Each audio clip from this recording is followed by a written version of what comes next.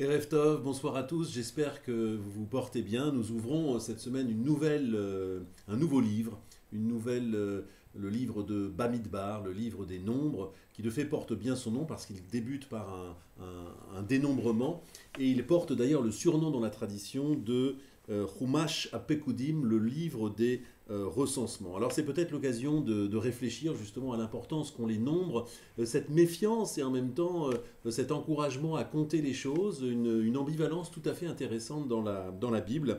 Le verset inaugural, vous le connaissez, l'Éternel parla en ces termes à Moïse, faites le relevé de toute la communauté des enfants d'Israël, selon leur famille et leur maison paternelle. C'est donc ici le quatrième recensement auquel accourt la Bible. Le premier avait eu lieu quand les 70 personnes des familles de Jacob descendaient en Égypte. Le deuxième dénombrement a eu lieu à la sortie d'Égypte. Le troisième après la faute du veau d'or où Dieu compte les survivants. Et ce quatrième qui intervient au début du livre des Nombres dans un contexte très particulier où l'on renoue d'ailleurs avec les phases narratives du livre. On a beaucoup parlé après le livre le Lévitique des lois de pureté, on a délaissé le récit et voilà que le récit reprend avec une coupure de presque 38 ans avant que les Bnei Israël n'entrent dans la terre de Canaan pour la conquérir. C'est donc un recensement de nature militaire qui est donné ici. On nous demande de compter les hommes mâles, donc de plus de 20 ans. Alors, la Bible est très ambiguë vis-à-vis de cette notion de nombre. Le nombre est associé à la puissance. Quand dans la promesse d'Abraham, Dieu dit « Regarde ces histoires, ces étoiles, tu ne peux pas les compter, n'est-ce pas ? Eh bien, ta descendance sera aussi nombreuse. » Donc, le nombre est associé à la puissance, comme dans la civilisation occidentale et moyenne-orientale. Et en même temps, il y a une grande méfiance parce que la Bible sait que quand on applique la théorie des nombres à l'homme, il y a un danger de le chosifier, de le réifier, et un danger d'idolâtrie tout simplement, et d'inhumanité. C'est ce que nous allons voir ici. Ça se voit d'ailleurs dans la manière dont on compte le minyan. Vous savez qu'on ne peut pas compter nommément en désignant les gens comme s'ils étaient effectivement des objets. On compte par l'intermédiaire d'un verset. Le verset des psaumes en est un exemple, le verset des psaumes 28-9 qui dit Oshia et amecha uvarech et nachalatecha, etc. Prête assistance à ton peuple. C'est un verset qui compte 10 versets et il faut le faire donc par un intermédiaire de mots pour compter les personnes présentes. Et puis il y a ce très très beau principe aussi qui dit dans le Talmud En abracha shora. Et la bedvar asamou mais ayin, il n'y a pas de bénédiction qui ne puisse reposer sur une chose si elle n'est pas cachée. Donc les choses qui sont trop ouvertement exposées ne sont pas sujettes à la bénédiction parce qu'il y a un danger de couper les objets quand on les expose trop dans l'œil public, qu'il n'y a pas cette part d'ombre qui côtoie toujours la lumière. Eh bien c'est comme si elles étaient en quelque sorte coupées de leur source un peu mystérieuse. C'est comme si on n'arrivait plus à voir l'ancrage des choses dans la vie qui est pourvue par le monde et par Dieu. Alors, l'aide paracha de cette semaine, Bamidbar, de fait, offre une contre-proposition, une manière de compter les Bnei Israël, puisque précisément, il faut les compter. Mais justement, nous allons voir que la Bible met en place une sorte de dispositif de comptage avec 3 éléments clés qui, justement, évitent la chosification des êtres humains qui pourraient courir le danger de se voir exposés, comme on compte, des cailloux ou tout autre objet. Le verset intéressant est le suivant. Faites le relevé de toutes les communautés des enfants d'Israël, selon leur famille, les mishpechotam, les vetavotam, selon leur famille et leur maison paternelle, bemispar shemot, au moyen d'un recensement nominal, kol zachar legdulatam, compté par tête.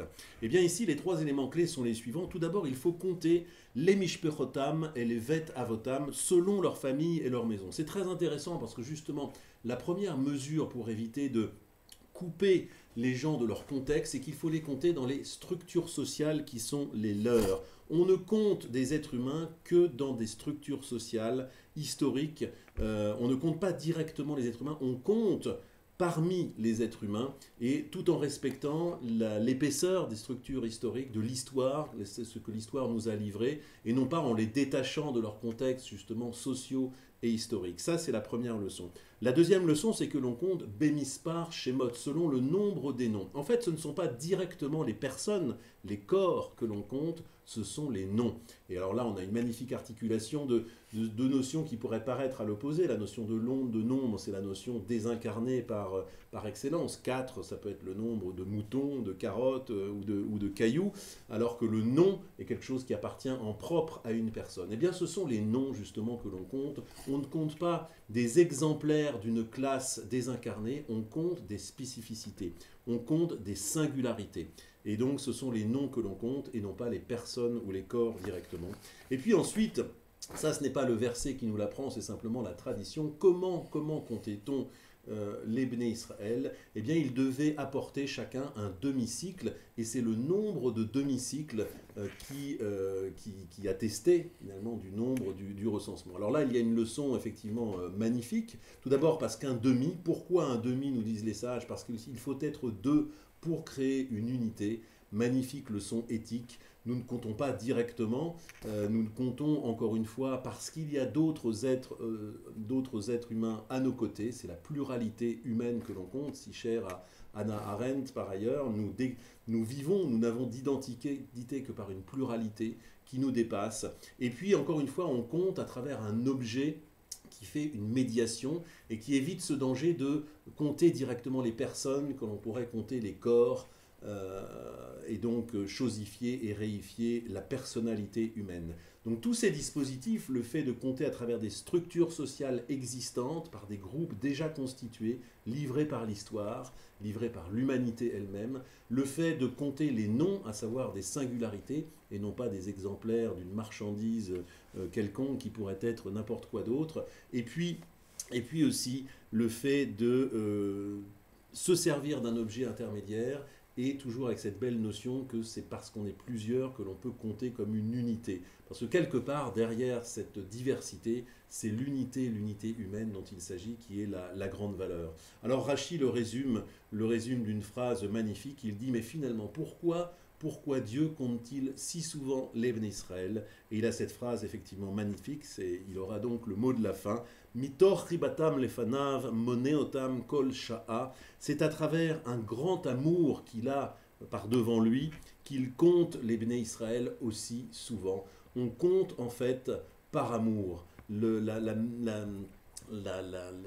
Ce qui doit nous animer quand on compte, c'est le fait d'aimer les gens, c'est le fait de vouloir les mettre en avant, et c'est la raison pour laquelle, en fait, le verset initial que nous avions cité ne dit pas « compte les Béné Israël », mais « c'est où être roche ».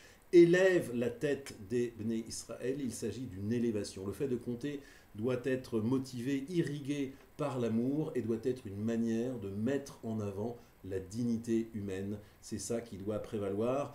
Sans nul doute une leçon importante dans nos sociétés comptables, dans nos sociétés statisticiennes où l'on compte tout, où l'on pèse tout. On a l'impression de dominer les choses parce qu'on est capable de mettre des chiffres en face de cases, qu'il s'agisse de nombres, de poids, de kilobits ou de nombre de personnes, de prix, d'argent. Eh bien, c'est une mise en garde très très précieuse que nous fournit la Bible, de pouvoir compter par amour et de pouvoir compter, de se servir du chiffre, de la puissance du chiffre, mais de l'insérer dans des structures sociales existantes pour ne jamais perdre notre humanité et au contraire encenser cette humanité à travers la possible puissance du nombre. Voilà sans nul doute une leçon à méditer. Bonne fin de semaine.